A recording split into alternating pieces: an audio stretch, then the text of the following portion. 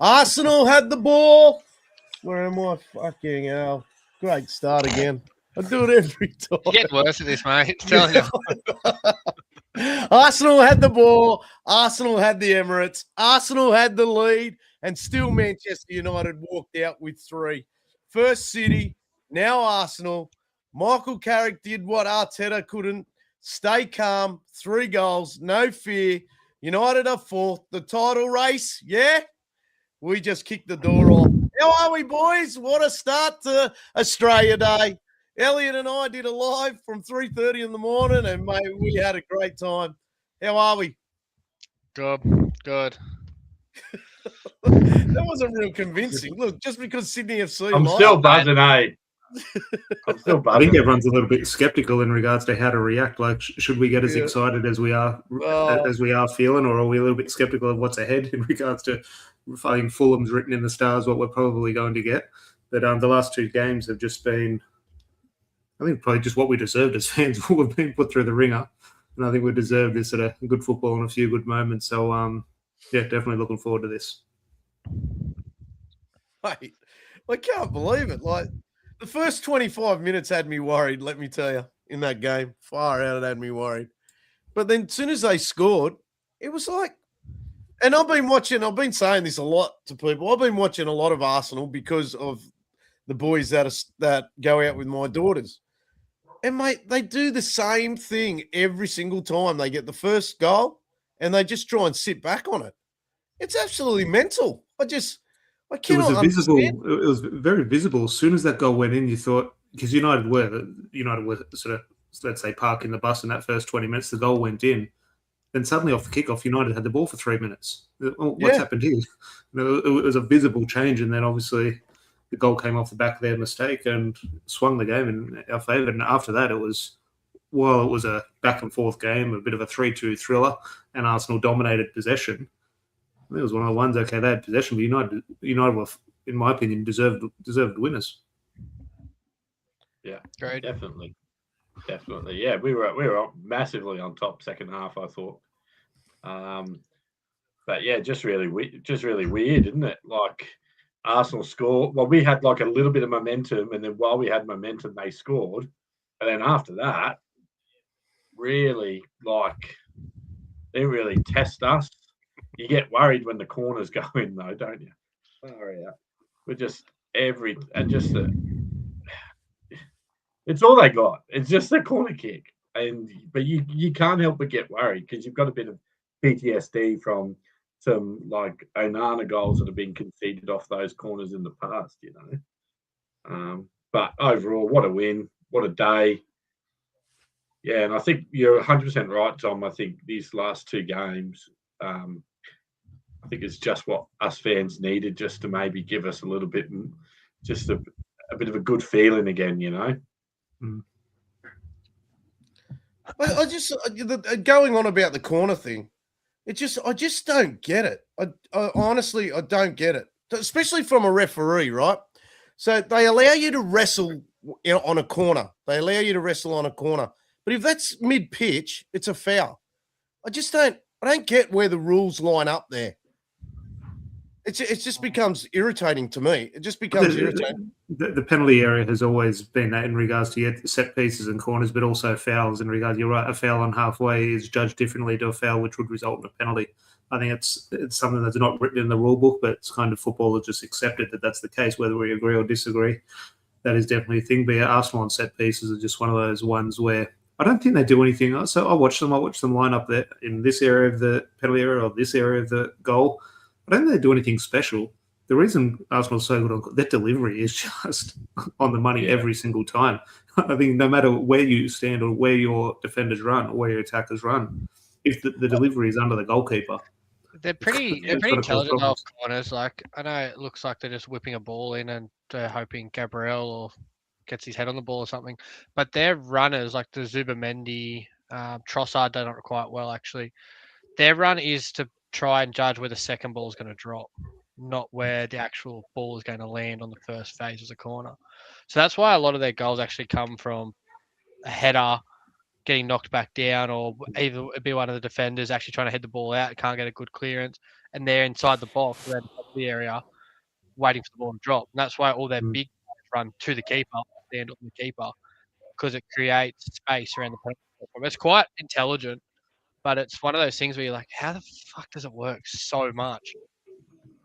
Just the last bit on Arsenal as well. Sorry, Adam, but we've discussed before in regards to, and there's been a thing in the last couple of weeks with Theo Walcott asking Wayne Rooney, how would your team go against this current team? And what Wayne Rooney was 100% correct in his answer. I think he was even a little bit too humble. I think it would be an absolute drubbing, but Arsenal don't have to worry about the 2008 Man United team or the Arsenal Invincible team or Jose Mourinho's Chelsea team. They just have to worry about this year's Aston Villa and this year's Manchester City. So it's not their problem. It's not their issue to deal with. They're just not, in my opinion, when I watch them, they're not a Premier League winning team. No, I think Declan Rice in full form. I think he's a valuable squad option to a Premier League winning team. But I don't know, like who's their best player besides Declan Rice? A lot of people would say Gabriel. Saka. Yeah, Gabriel's I think he's a solid defender. Yeah, but I don't see Saka as world class. That might be. I definitely don't. But it's just crazy. But I see a lot of people say he is, but I don't see him as. I thought that Noni Madueke. I think he's more of a threat than Saka because he's a bit more like Saka's always got like a plan when he gets the ball, whereas like Madueke doesn't. It's a bit more erratic when he gets the ball, and I find that's why I think Doku's quite good for City because he just when he gets the ball, he analyzes it and then just goes. He doesn't second guess. He doesn't actually think, let's keep the ball. I think those players on the wing actually cause you a bit more damage, and I think Saka looks very. I don't know what the term would be, but very coached. Yes, very, very textbook. Yes. You know what's exactly going to happen. Yeah, that's exactly what I was trying to say. Exactly that. Saka's had better seasons than this season. Oh, he's a good player. But I think it's in. He's always getting maybe one or two, 4-week injuries a season as well. I think, and that sort of, another thing that shadows his quality. I think the comparison that really pisses me off is the centre back pairing that keeps getting compared to Vidic and Ferdinand. Oh, yeah, you can't. And them as a pairing are as good. I think that's a cop out. Quite frankly, if you look at the attacking teams that go against those two, it's not as if they've been defending that well this year. I think Arsenal are just very well organised in games and game management and winning 1 or 2-0. Because Arsenal play 4 centre halves across the back 4. They're very rigid as a defensive structure. Yeah, there's no like that. Hikepié played for Bayern Leverkusen as a left centre back in a back 3. Yeah, he did. Jurrien Timber is a natural right-footed centre back. And same with the depth too. Like Ben White wasn't bought as a right back from Brighton when he signed for them, and that Italian Calafiori who's injured, he's not a left back. He's a left centre back as well. Yeah, So I think it's just.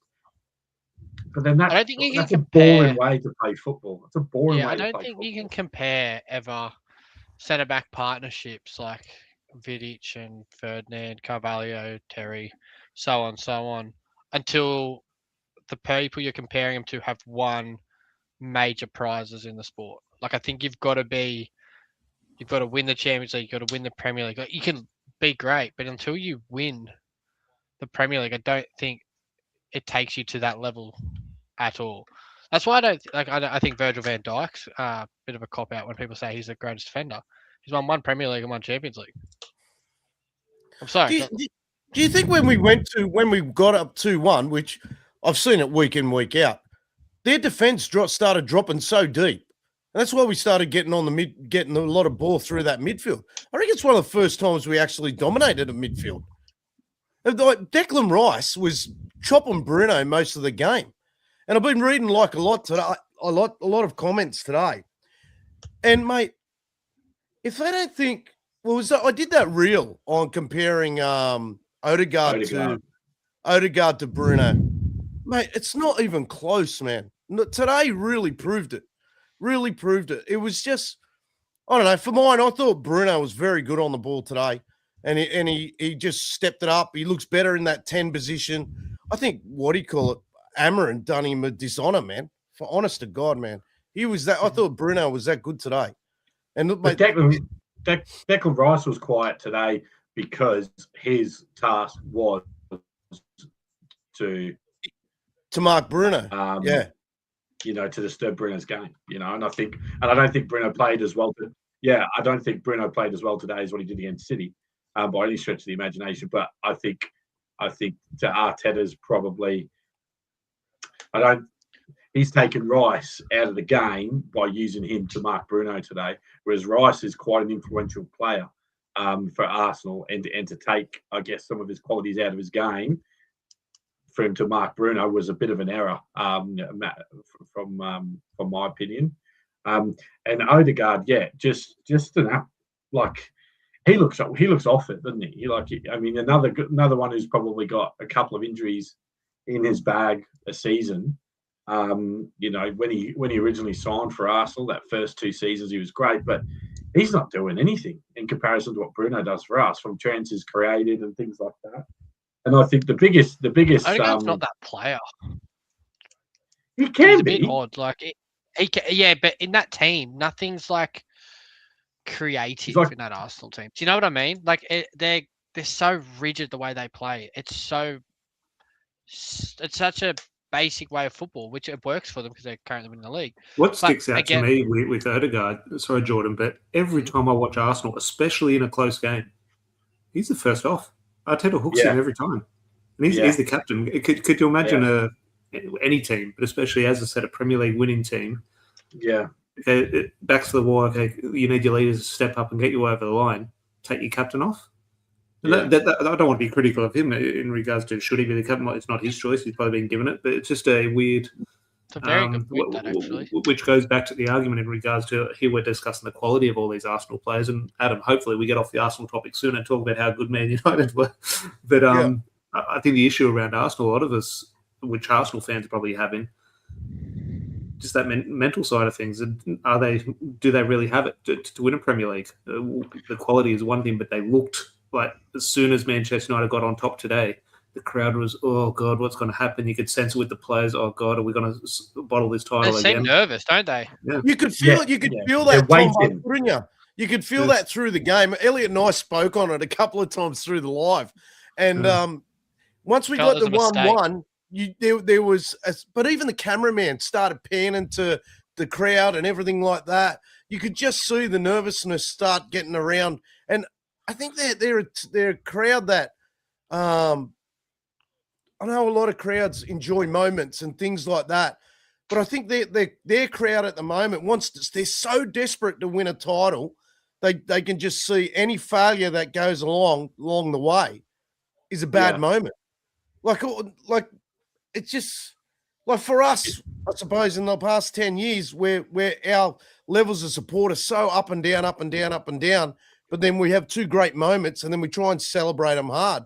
Whereas they've been 30 plus years now without a title. But you think though, in their last 3 years, Adam, they had the highest points difference between first and second in the turn of a year and still lost the title. They're 11 points clear in March, still lost the title. Like, do you know what I mean? Like this is it for Miguel Arteta, in my opinion. I agree. Arteta is poor manager, man. He is so poor. I don't care what anyone says. He's a poor manager. He has got no nuts at all. He will not take a chance. He will not tell his players to go forward. He's not over it. Like those 4 subs. What do you think of those 4 subs? 56 minutes, and he wants to make 4 subs. You're panicking straight away. That, from my perspective, I thought was the most flattering thing to us in the game. With the amount of depth that Arsenal have got from the starting 11 to the 8 players on the bench, they had no injuries today. Arsenal, they had there's probably, I think that Caliafri is probably the only injury that they've got.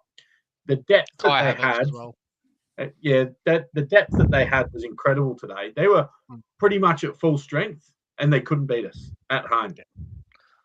One of the strongest benches you'll see. First time they've conceded 3 goals at the Emirates in 2 seasons. And I think that 4 substitutions was just so flattering for us. Do you know what? Why I just think if Arsenal win this league, it'll be so similar to Leicester and that upset winning the league. I was looking at some stats today. Their highest goal scorer in the Premier League is Gyökeres at 6. And we can probably all talk here. He has been crap. Where we were expecting some big things from him. We were after him ourselves. We were expecting it's a big 6 goals is all he scored. The next closest goal scorer is actually 5 own goals. And then there's a couple of other players on 5. You can't win a top. I mean, in any Premier League winning team, you can't win a title and not have a player score in double digits. Yep. In your team. And I'd like to say, you said Gyökeres is on 6, Elliot. How many of them are penalties? I reckon 50%. 3, 4, maybe? Yeah. And well, he was one more own goal. One more own goal for Arsenal. Let's say who they play next week, and Arsenal benefit from an own goal. Own goal is their top scorer. And I just think that is... That's outrageous, and they're coming first. Just think about that for a second. Their top goal scorer is the other teams. Fucking hell. But like... This is what I was saying to you today, Elliot. Exactly that. That just sums it up for mine. They're not a premiership winning team. It'd be embarrassing if they won the league. It'd be embarrassing. It's a frigging disgrace. Even to be leading the comp is a disgrace. Their goals over the past few weeks, they've just been freaking. It's been the whole season, even last season. And they go and spend and buy Gyökeres, and they're still not scoring goals, only off set pieces. But it's imagine the end of season awards night for them when they've got a top goal scorer. The other 19 Premier League teams. Thanks, guys. That's outrageous. That's embarrassing. That's what. That's one thing no one has brought up, eh? No other podcast. I've never heard that one before, but that's amazing, isn't it? That's one of my favourite stats. To be fair, and not to justify it, I'm happy to pile on as much as possible. That's Premier League. I think in terms of Champions League, they got 1 or 2 who have over the course of the season got more goals, but in the Premier League, their top scorer, I think, is Gyökeres on 5 and own goals on 4. Yeah. I'm going to get through to some of these comments, man. There's a lot in here. So I've got Dino. Dino's got here. Not even Jesus could help them. Well, I should read. Not even Jesus could help them. What else have we got? What does that say? Left a like. Thank you. Thanks, mate. Bruno's first half wasn't great. Too busy arguing with the refs. Second half wasn't brilliant. I did say that through the thing. That was quite frustrating. Here we go. What do we got here? Saka was a big miss for Arsenal. Yeah. You know what? Saka was good though. Saka got in behind a couple of times. There was just no one there. First 20 minutes. In that first 20 goal. In that first 20 minutes, and then that was it. And then they brought on Madueke, and they actually put him over to the left-hand side to try and have a go at Salah. Yeah. So Odegaard is trash. Yeah, we all know that. We need to see United in the next few weeks and how they will approach the teams. We'll get to all that later. God, there's a lot here. I'll have to pick and choose a few. All right. Let's get off Arsenal. Let's move on to United. Yoni makes a good point here. The only team who has won a title without a striker was Manchester City when they were between Haaland and Aguero. That changed. And back when they were already an established team. He makes a great point there, but their wingers were contributing 10-plus goals. Like they had 10-plus goals in their front 4. De Bruyne was their top scorer that year with 15, I think. 15 goals from midfield. Yeah, but he played a false 9 that year, didn't he? Really, De Bruyne did. There's a good one here from Box X6L.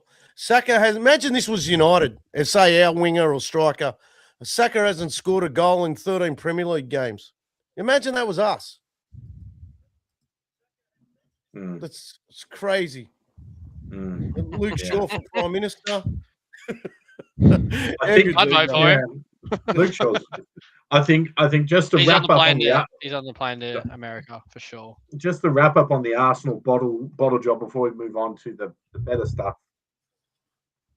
I would like nothing more this year just to cherry on Arsenal bottling the league, and that is Unai Emery winning the league with Villa.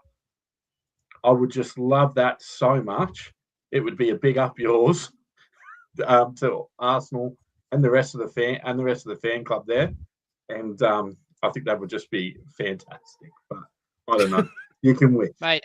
Aston Villa made Newcastle look bang average this weekend, which is very hard to do against that Newcastle. Did Villa sign a striker in the last week, or they're about to sign a striker?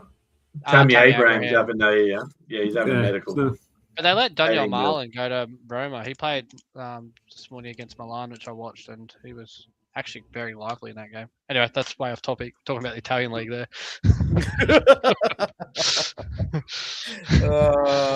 Anyway, let's get to United. It was a tough first 25 minutes. We did touch on that before, but you know what?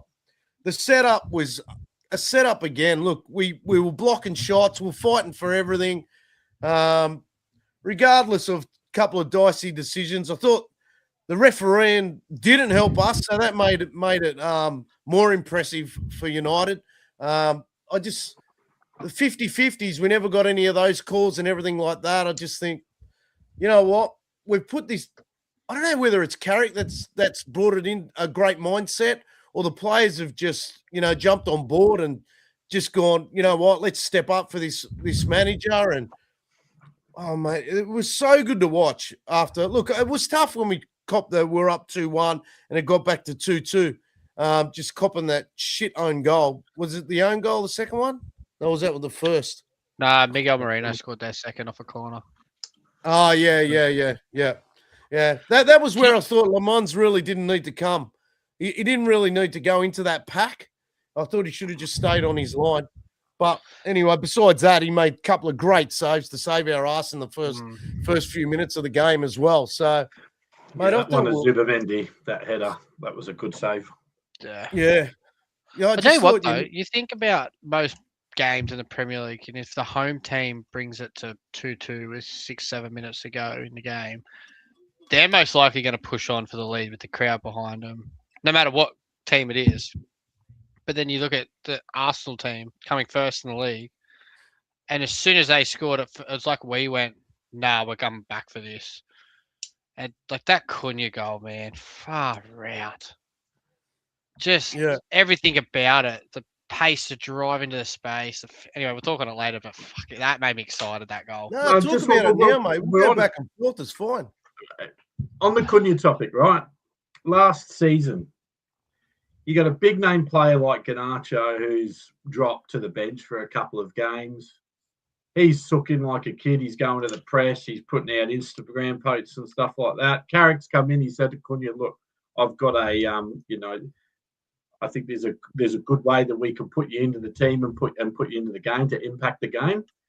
And he's just rolled up his sleeves. He's come off the bench against City, assisted for the second goal, and then he's come on again today. Worked his socks off, and scored the winning goal in the game. Like, mate, just the attitude of him as a professional after Carrick's come in has been great, and I think.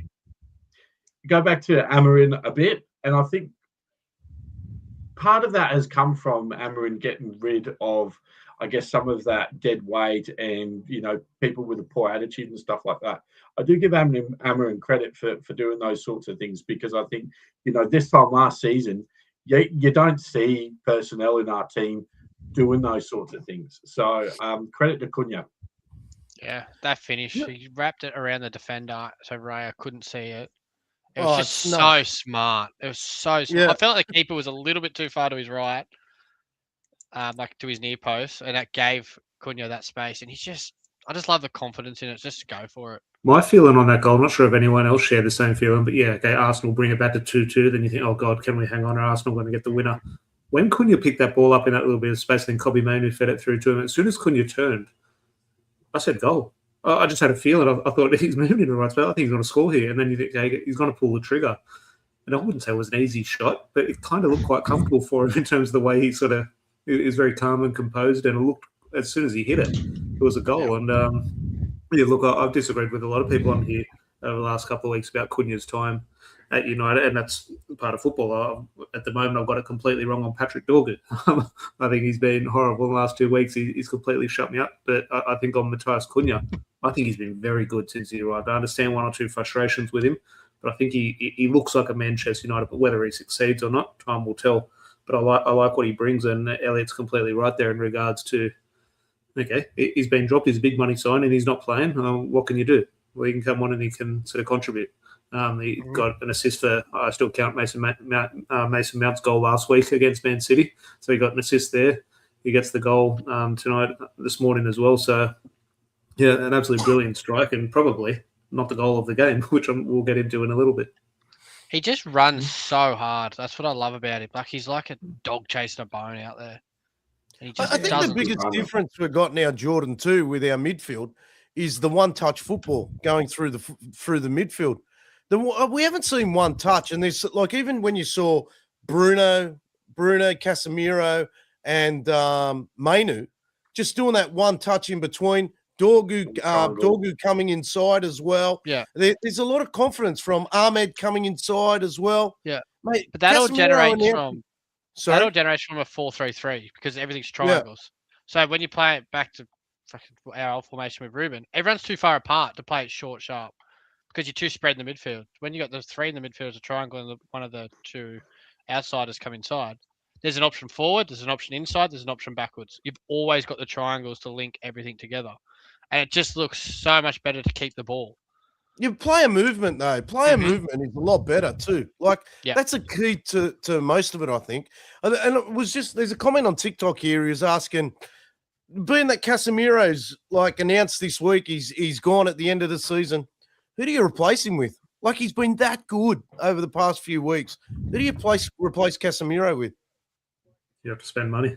I don't think there's anyone there who comes in. I think a huge improvement, and I think Jordan's right there in regards to, I think tactically or in regards to the system, that's why we look a little bit better moving the ball through that middle third of the pitch. I don't want to pick out and sort of blame individuals. My lazy analysis would say that a hell of a reason we're playing a little bit better football is Manuel Ugarte is not playing. I think we've got better footballers in there. Now, he does have a trait and a contribution in terms of what he brings to the team when he plays, of course, but it isn't an attacking element in regards to the football. And I think Ugarte can't be that Casemiro replacement because Casemiro, okay, he's not the Casemiro of 10 years ago, but he's still obviously got that touch of class. But when we think of the tackles, we think of the leadership, we think of the mentality.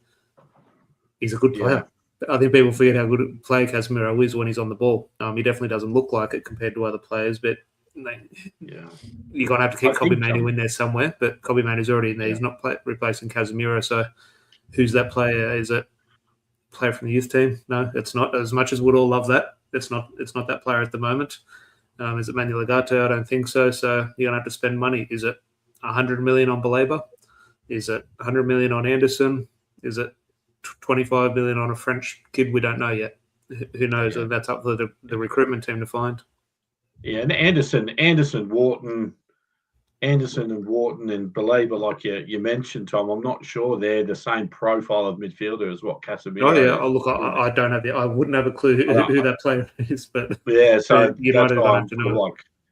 I'm like scratching my head on who's a lot, like who out there is a lot for like replacement that I'd like to see come in. I've got it's hard to replace a 5-time Champions League winner, isn't it? Yeah. I've got a question from Dino, just to follow on from that. Could Cunha replace Bruno as the 10 in the future? Yeah, he has to be in that sort of discussion, of course. That is his position. That's where he plays. Obviously, people have inside 10s or they drift to the left or second strikes and all the different terms. But just in terms of where you put him on a pitch, he plays in that area of the pitch. Obviously, where's the number 10 for Manchester United? And but he plays the game a little bit differently to Bruno Fernandes. But He does. He Like, does. maybe for a manager that's important, but I also think just good players help the team. That comment there, yeah, 100% agree. So, look, if Carrick or whoever the new manager is, or whoever the recruitment department thinks a number 10 is, who's going to help Manchester United, okay, go get him. If it's Cunha, well, you've already got him, and he can Mason Mount's someone that you could probably play that 10 role as well, Yeah.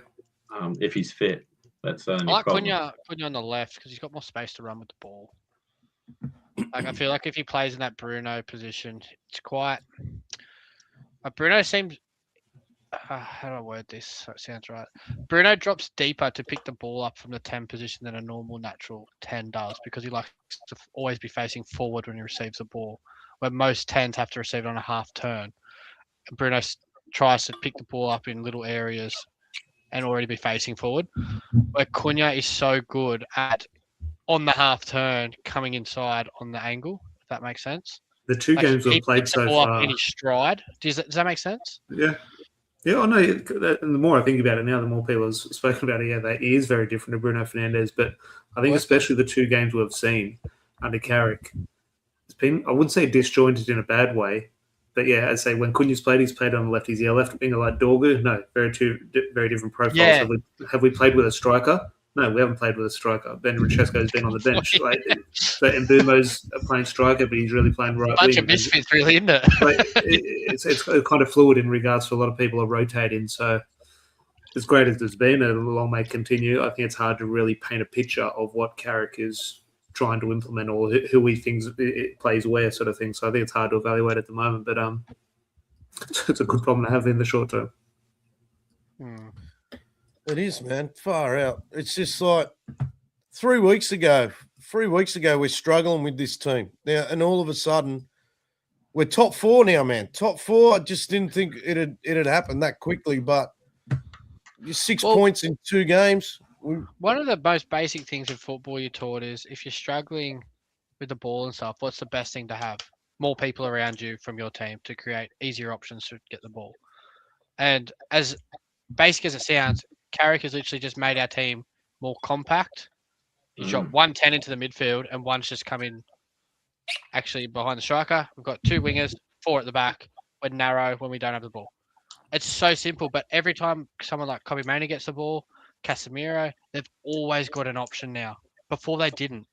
It was always on the counter attack and it was trying to do a quick transition and get the ball high and wide early to the wing backs so we can just run at the other teams. Now we've actually got players that can get in pockets of space. Like Kobe Mainoo is so good at picking the ball up in tight areas. It's exceptional. But you need someone to play off in those tight areas, which Casemiro is so good at him. Like it's just great, the new system, I reckon. I love it. Also, like, I think we're a lot calmer around the back. Like the amount of times we were under pressure in the backs, and we just like, I'm thinking to myself, look, just Elliott, get rid of it. Yep. Nah, we do a short header, we do a short pass, we build again, and it's limited. Like if you watched Arsenal today, the amount of times they passed back to their keeper compared to us in this game was chalk and cheese. United were so positive going forward and playing positive football compared to Arsenal, who are leading the league. It's just chalk and cheese. Like, we're the ones that should be feeling the pressure, but they are. It's crazy. I think the centre-backs, they're so desperate to win this title. You think they make a big difference, Tom, for having the centre-backs back and fit? Well, that's the thing. I never thought of it until Adam brought it up, but I think now that just sort of comes to mind. Look, I love Lenny Yoro and I love Aiden Heaven. I think when they play, Lenny Yoro had a shaky couple of weeks, but ultimately, okay, there's very good in Lenny Yoro. I think he's a player with potential, and I think he has done well for a young player at Man United. I think Aiden Heaven won our Player of the Month. Very good. They were shaky. And now, yes, you could look at Ruben Amram at 3 at the back and 5 at the back, and that was the reason they were shaky. They did really well, I thought, but made mistakes and were sort of costing Manchester United sort of, not individually, but obviously it's a team game, but sort of weren't stalwarts. They weren't Rio Ferdinand and Nemanja Vidic. Neither are Lisandro Martinez or Harry Maguire, but they're experienced players. So we like Lenny Yoro, we like Aiden Heaven, but they're the tough ass. Young players coming in and sort of being the main men at the back for Manchester United. Suddenly you have 2 proper pros in Lisandro Martinez and Harry Maguire who've had ups and downs or come through the ups and downs, Mhm. they just looked experienced. and they're doing the job against Erling Haaland, against the team coming first in the league. So, now does Matthias de Ligt come in for Harry Maguire when fit? That's a debate Michael Carrick will give us the answer to in a couple of weeks, hopefully. But yeah, I just think the experience those two centre backs, whether they have or they're just showing, is telling in the last two performances. They just look comfortable, and our centre backs aren't usually comfortable. So it's easing my stress levels. You guys might disagree or agree with this, but I think playing in that, I guess, a bit of a unique system with Amarin, I do think has helped us from a defensive perspective in this system that we're playing in with Carrick. Mhm. If you look at the reason why we're defending so well, you've got two wing backs playing as our wingers in the system, in Dorgu and in Ahmad, right? Who understand the player behind them so much more because they've played in that wing back position under Amarin that I would put money on that those two wingers have probably have travelled the furthest distance in the game, I would say. The work that Ahmad did off the ball today, yeah, he didn't probably have a good game on the ball. Like, he didn't get much ball, but the work rate off the ball and the defensive stuff that he did, unreal. The cover for Dallo, unreal. Same with Dorgu with Shaw. I'd also argue and say that Shaw understands that left back position, even though he's played it most of his career. He is playing that with a lot more certainty now because he's played as that left-sided centre back in Amarin's back three. I don't know if you guys agree, but I think I just feel so much more confident from a defensive perspective, and I do think that we've grown from that unique system that we played before Carrick came in. What I was Yeah, I thinking in regards to, sorry, Jordan, just quickly, and hopefully this makes sense. I've got this picture in my mind. I'll need a tactical board to hopefully explain it right. But we always look for we don't have any evidence of Carrick as a manager. I wasn't watching Middlesbrough. I can't remember the 3 games he took over in the interim period a couple of years ago. But we always think, okay, what's this manager going to do? And we think of the player. Okay, what was he like as a player? Okay, that's sort of what we're going to get from a footballing point of view. And we're looking at that currently in this Manchester United team. And we think of Michael Carrick on the ball in terms of number 6 dictating play. And he played in a defensive midfield role, but you wouldn't class him as a defensive midfielder. He'd be like that deep line playmaker from an attacking point of view. In terms of the way I viewed his career in terms of a defensive aspect, he was quite defensive in the way he played it. And I talk about that from not sort of slamming in tackles and sort of winning headers and duels sort of thing. But it's a term that's often thrown out there now. It's a little bit lazy, but cutting passing lanes. Michael Carrick always just stood on the toes of the striker, and no one could play the ball into Rio Fernandes where that striker was. He cut that pass off. And we look at Lisandro Martinez's performance last week against Haaland with the pocketed him, bullied him, didn't give him anything. To be fair, if you look back at it, the reason he didn't get anything, City never passed him the ball because Casemiro was in front of Haaland. So they never had the option to really pass it in there. And the same today a little bit. I think Casemiro and Kobbie Mainoo really stopping that supply into that centre forward was crucial. And I think that is, I agree with everything Elliot said there in regards to work rate from wide areas in terms of having that instinct to almost defend first, or what's my responsibility? I'll do that first, and that helps everyone to defend. But I also think in that midfield, they're not really getting the ball into the strikers at the moment. And I think that I'm picturing Michael Carrick in this current team. He's doing that in terms of, okay, step across here, so cut that pass in lane. Okay, we're good. Okay, now we can press a little bit.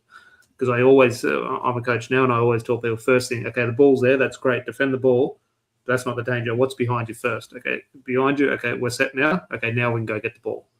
I think if you just press willy-nilly and go after the ball and you leave that space for an Odegaard or anyone to drop in behind that midfield line, you're in a little bit of trouble. But it is good. And look, I don't like to go too hard on Ruben Amorim and the system, but it looks a difference at the moment in regards to the players just look a bit more comfortable. Then they look a bit more all on the same page, and we have to give credit to the players, but ultimately, fair play to Michael Carrick. Funny you say that, Tom, because I actually, sorry, Adam, but exactly what you said. I've seen it happen last night in the game, and I remember thinking, why has he done that? Zubamendi picked the ball up off Bruno Fernandes, and Casemiro decided to run straight past Declan Rice, who was an ex-pass, and stand on the toes in front of Gabriel Jesus in the first half of the game. And I remember thinking, he's just left Rice to go and stop the next phase of the ball going into the striker. And Declan Rice got the ball, and Kobe Mainoo came across, and then Bruno slotted back in behind. It's exactly what you just said, Tom, that happened last night. Very often, go back to under 6s, under 10s, under 12s, or now in Manchester City and Erling Haaland. 9 times out of 10, now obviously in terms of way football, yes, probably in midfield somewhere, but 9 times out of 10, the other team's best player is their striker.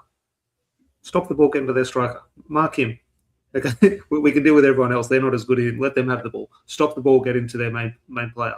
And I think football's a simple game, complicated by idiots, but I think we are playing a very simple game at the moment. And it's working. I love that. We had that conversation today. I think Ellie and I had that conversation about managers making the game more difficult than it has to be. Yeah. Instead of like reading their rule books, or like, for example, in Australia, to coach, you need a C license, you need a B license, you need an A license. Mate, ever since all that shit came in, football became difficult. Just like if you're a guy like myself who just reads the game all the time, I don't need a book to tell me how to coach a team or to see the way things run or anything like that. But touching on your point there, Tom, about Carrick blocking the lanes and everything like that, in that period of time, I still believe before Darren Fletcher got sick, the best combination we had in the midfield was Darren Fletcher and Michael Carrick. And I'm hoping those two are actually rubbing off on our players, and they're actually showing them how they used to set up when they play, even though that period's probably a little different to what it is now. But those two as a combination were that good through that period that they were so tough to beat. No, yeah, you go back, and a lot of people forget that 12-13 season. Obviously, Fletcher wasn't really a mainstay from my memory in that 12-13 season. Scholes and Anderson were back with Michael Carrick then, but Michael Carrick won Player of the Year in 12-13. We all think it was Robin Van Persie. It was Michael Carrick. He got Player of the Year in terms of the players' player, which is the one that, in my opinion, is valued a little bit higher. And you just hope in and around that system, whether it be Darren, in and around that sort of coaching team, the 18s, the 21s, the first team, the players just have to listen. Okay, I'm sure Fletcher and Carrick, the door is open for them to go and sort of say, okay, you want to sit down with me for half an hour, have a chat, we'll show you 1 or 2 clips, what I'll do. Okay, you just hope the players are coachable. You hope they want to learn. And when that information is passed on to them, they take it on board. And as I say, it's a different game, and obviously the game does move on. But you're right in regards to sort of some partnerships. Darren Fletcher and Michael Carrick, they were always part of some of the best ones. Yeah. If you have a bit of a think about it, and my good mate Mahir just sent us a message. He was up at the Pig and Whistle when we watched the City game, Adam. Yeah. Made a good point here. Yeah, the best managers at the moment have played that number 6 role. Now, if you think about it, look at it. Carrick's doing well. Pretty sure Guardiola was a holding midfielder. Xabi Alonso, holding midfielder. Antonio Conte. Yeah, a little bit box to box, but holding midfielder. Mikel Arteta, holding midfielder. I think it's good. There's a lot of truth to that.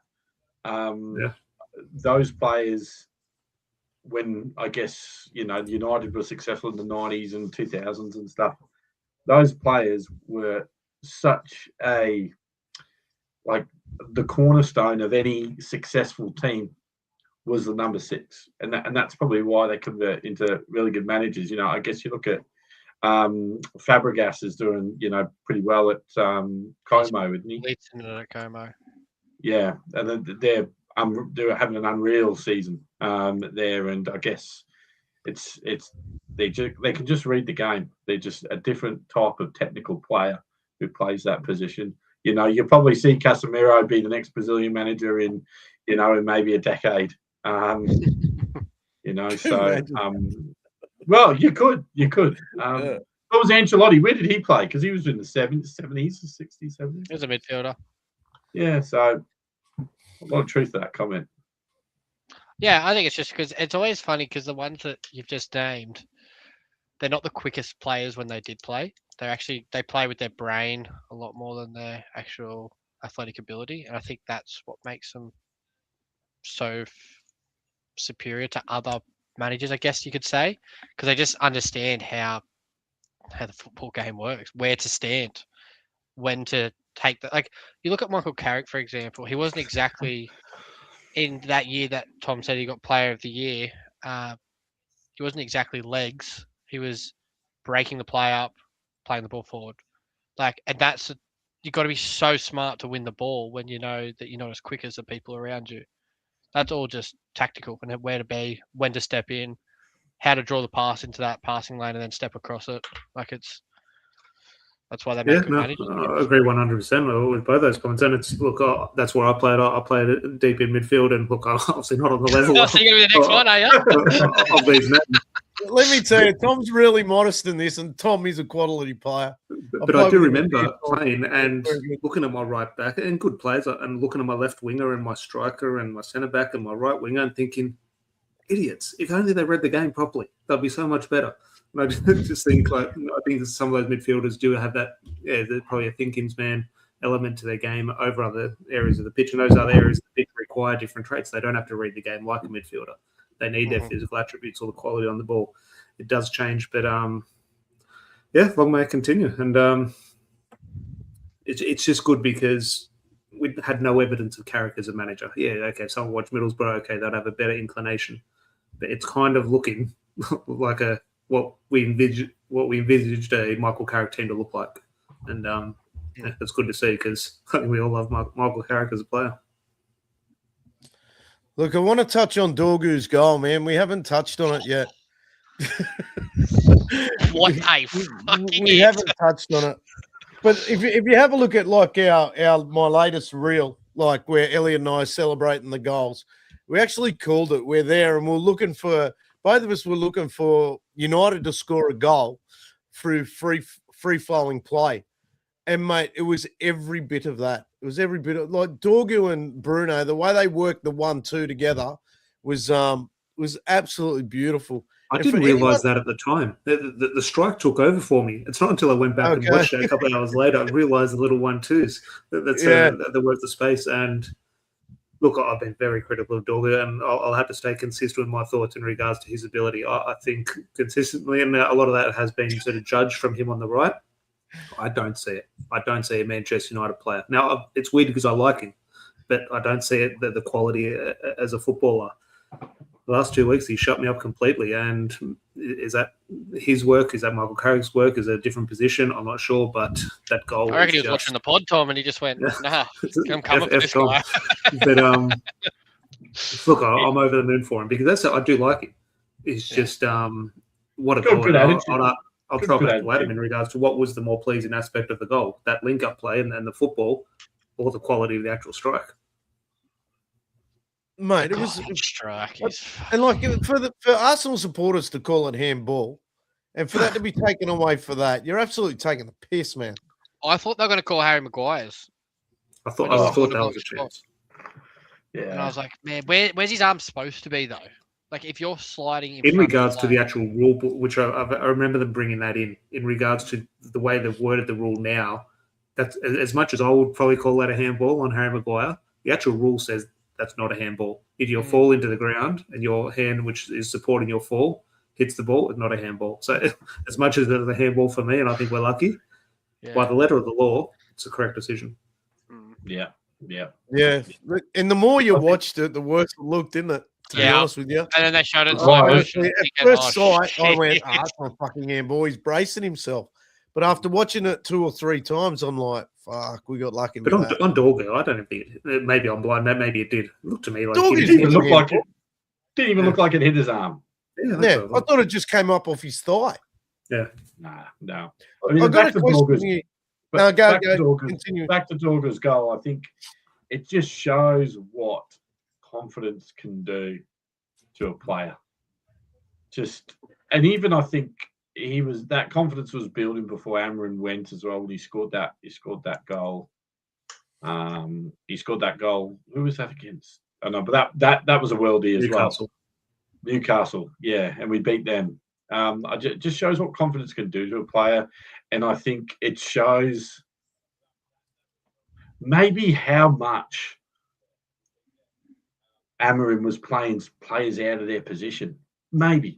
I mean, I didn't know too much about Dorgu before he signed for us, but I've read elements that at Lecce he was right winger was where he was at his best, scoring goals. I've seen highlight reels of him at Denmark, and he's playing that left wing role, and he's scoring goals for them as like a person who's hit the back post late and scoring a goal from the back post. Long may it continue, and I think he's only still a young kid, right? But far out, man. Like, just what a goal, and confidence is key. And I think as the team around him continue to be confident, he's just going to grow as a player, I believe, and hopefully he'll keep proving people wrong. Mate, I love the part where Bruno told him, "No, celebrate." Did you see that? Yeah. So he went. So Bruno came up to him and he thought he wanted a cuddle, and Bruno goes, "No, go through basically do your lead slide." Yeah. Can't tell him, fucking go. Go. Yeah, do that. your knee slide. Yeah, that's good. Good character building, all that stuff. I love that stuff. I got a question here from William. Where does Cunha fit into this?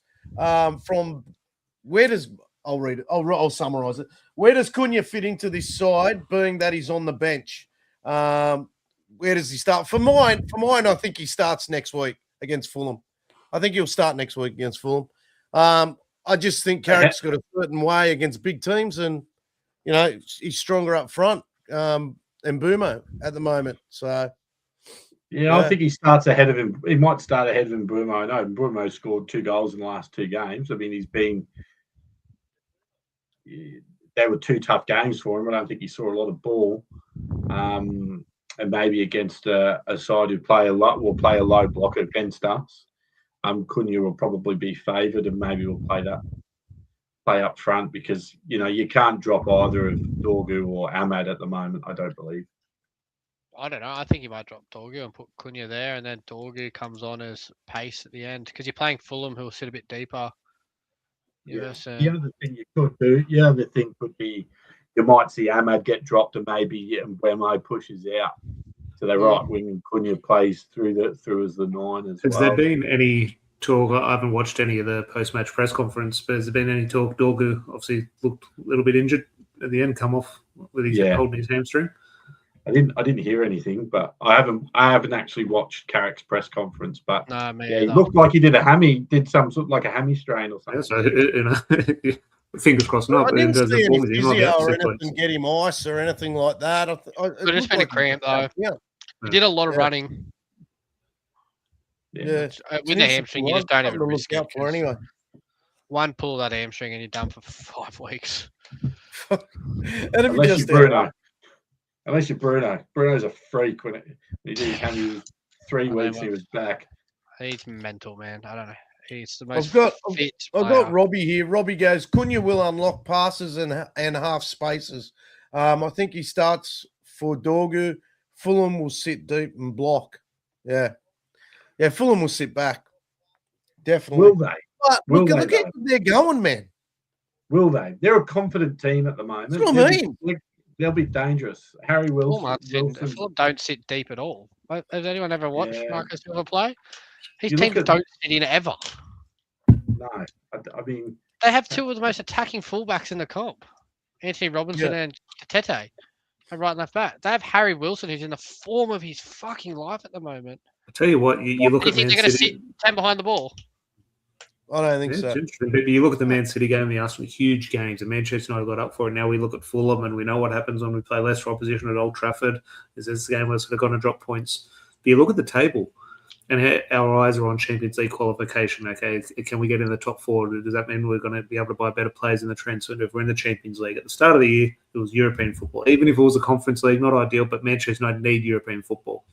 If we beat Fulham here, just in regards to points and create little bits of gaps, it's a big win. In regards to at least, I don't want to say let's cement Conference League football now.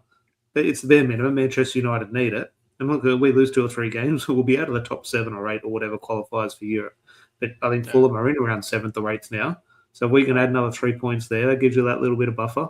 And so it's a big game. All the games are big, of course. But in regards to that chase for European football, we're looking above us, but below us as well. We've got to start creating a little bit of a gap. And another huge game.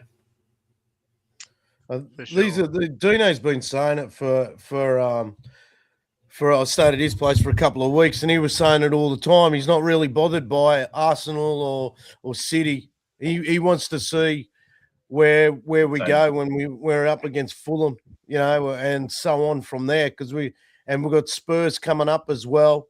What's that? That's after Fulham. This is where I'm happy with that game. That's a game we can really get on the ball and get at them. It's away, I think, as well. I think it's away. Early kickoff too. Spurs at Old Trafford. Oh, is it? Okay. Yeah. Early kickoff too. Yeah. Yeah, I think these next 2 matches are really important to us. I really think that, and they're probably important to the fellow who hasn't cut his hair as well. So that'll be fun. Yeah. So, anyways, boys, what an exceptional day today has been. It's been unreal. We're coming up to an hour. I couldn't be more happy. The week's going to be unreal this week. It's just going to be beautiful. We'll get some reels out and everything like that. And thank you for coming on. Thank you. We've had a lot of comments in tonight. It's been great. We're building slowly, which is fantastic. So if you're new to the chat, get in there, like the show, and join us on TikTok, Instagram, YouTube. We're doing our best. We're trying to be real here. We're not trying to bring out fake news or anything like that. So thank you again, boys. And it's great to be a United fan at the moment. And I'm really embracing it, and, so we're not suffering at the moment until next week, maybe. Is this the first week in, I don't know how long, I forget the results from last week, that Liverpool dropped points and Manchester United went and got the job done? Yep, pretty much. Yeah. Would be, It was a while since that happened. Because we drew, the last time they dropped points, we drew as well. Mm. So that was 3 weeks ago. You remember that was that weekend where there was like 6 draws or 7 draws, and we could have jumped. So this is the first time we've actually been in full spot in what? Yeah. Maybe 2 seasons, 3 seasons. We're in 14th for most of last season. Yeah. So anyway, let's keep riding this wave. Boys. New year, new us. Yeah. New year. Look at us now. And by the way, people, being that I'm back in the cave, we might get a collector's pod going this week. We'll talk to Jordan about that, see what we've got. We've got a lot of things coming through. Get on to Elliot's doing well at the moment. He's got an eBay store too. Plug that at the moment, Elliot. You're doing so well with that, which is great. What's it called?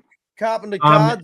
Yeah, jump on it. Carpenter_cards. Look, it's just a bit for everyone. I think I just put some stuff up there. It might fill your PC. It's it's not going to break your bank account. And send us a message through if you're sort of keen to get a few different things, because we can get you a postage discount and stuff like that. So and throw a few freebies in. I'm all about helping other people collect and fill their PC. So yeah, 100%, man, 100%. Elliot's been doing really well with that. Jordan's back at work. I'm back at work tomorrow. I think Tom might have still another week to go or something like that. I've been back. Well, yeah, the kids are back. I've been back for 2 weeks. The kids are back this week. Yeah, but been back for a while. But Thursday they're back.